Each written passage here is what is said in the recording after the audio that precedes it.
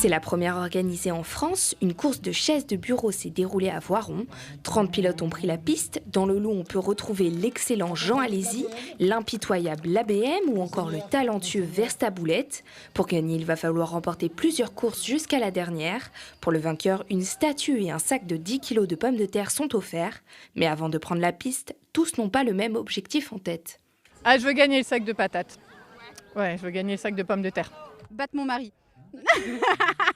Ah, c'est top 1, on vise que ça, on est là pour la gold medal. Le drapeau se baisse et c'est le départ de la course. Au programme 6 tours de piste sur un circuit qui demande de la concentration et de la précision à chaque virage. Ici, chaque chaise sont les mêmes, seul le talent des pilotes compte et pour ça, chacun a sa technique. Je regarde le parcours et j'ai peur, mais on va y aller. Du coup, entraînement vite fait dans le salon, un aller-retour.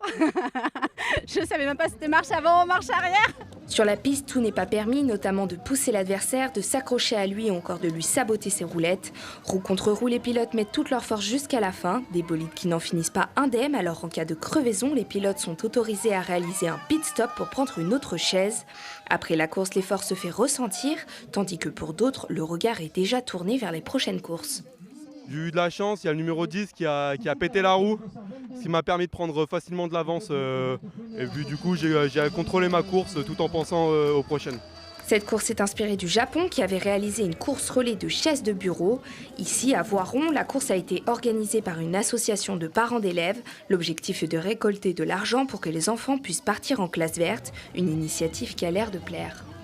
Les retours, je vois beaucoup de sourires. J'ai l'impression que les gens sont surpris effectivement de la difficulté de la compétition.